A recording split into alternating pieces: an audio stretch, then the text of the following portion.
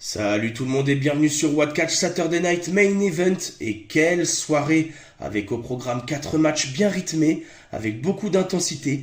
Personnellement, j'ai trouvé que les matchs étaient très intéressants et très bien construits. On commence tout de suite à rentrer dans le vif du sujet avec le match d'ouverture opposant Cody Rhodes face à Jacob Fatu. Ce qui était censé être un match simple va finir en véritable règlement de compte. Cody Rhodes se fera attaquer par Jacob Fatu lors de son entrée et c'est là que tout va partir en sucette. La sécurité essaiera de les séparer, mais rien à faire. Les deux catcheurs s'échangeront des coups et des prises à travers toute l'arène pour finalement être rejoints par Drew McIntyre.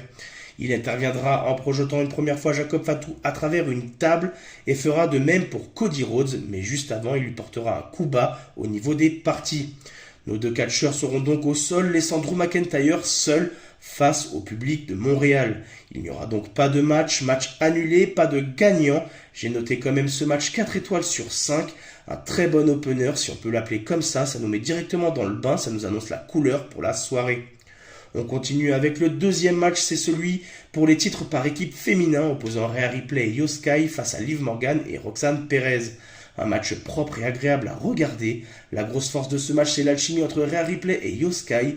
L'une apporte puissance et force, tandis que l'autre apporte de la vitesse et un côté aérien. Mais attention, en face, il y a Liv Morgan et Roxanne Perez, qui elles jouent très bien leur rôle de heel et qui combinent elles aussi très bien. Nous aurons l'intervention dans ce match de Raquel Rodriguez pour sauver son équipe d'un tombé, mais elle se fera très vite rejoindre par Stephanie Vaquer, et là, elles s'échangeront quelques coups en dehors du ring. Après l'échec du tombé de Roxanne Perez sur Io Sky, celle-ci fera le tag avec Liv Morgan. Elle en profitera pour porter sa prise de finition, mais elle ne s'apercevra pas que Rhea Ripley, elle aussi, fera le tag. Elle lui portera un énorme kick en rentrant dans le ring. Elle enchaînera avec sa prise de finition de Riptide pour finir avec un tombé victorieux. Un match bien rythmé, je mets la note de 3 étoiles sur 5. Et bien évidemment, les championnes conservent leur titre. On enchaîne avec le match de AJ Styles contre Shinsuke Nakamura. Et c'est un match avec beaucoup d'émotion.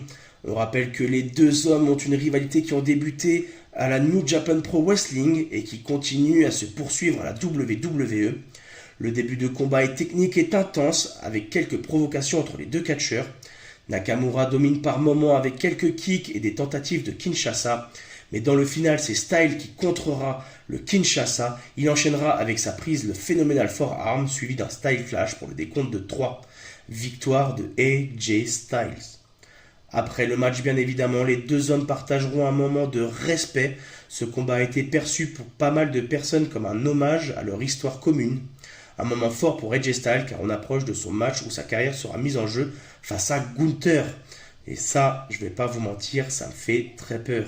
Je note quand même ce match 4 étoiles sur 5 car il était vraiment incroyable.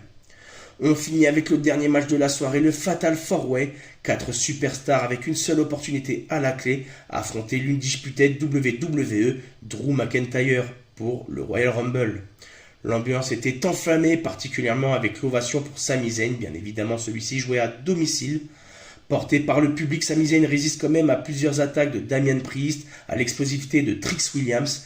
Mais on note quand même, du moins pour ma part, une grosse domination de Randy Orton qui enchaînera des DDT, des suplexes, il y aura des RKO, et ce qui est très intéressant, c'est qu'il y a des prises de finition qui vont s'enchaîner, qui vont être plus ou moins contrées ou non, qui vont profiter à d'autres catcheurs pour faire le tomber, mais finalement, ils se retrouveront seuls dans le ring, Damian Priest dans le coin, Sami Zayn dans l'autre, et là, il portera sa prise de finition, le Helluva Kick, pour le décompte de 3. Malheureusement pour Randy Orton, il n'aura pas le temps d'intervenir. Victoire de Sami Zayn. Je mets la note de 4 étoiles sur 5. Une fin de show intense et rythmée. Après, je vais pas vous mentir, j'espère que Sami Zayn ne reproduira pas l'erreur qu'il a commise face à Roman Reigns. Et j'espère que la WWE lui donneront sa chance de gagner le titre. Je ne sais pas ce que vous en pensez. Dites-le moi en commentaire. Je vous dis ciao ciao pour le prochain Raw.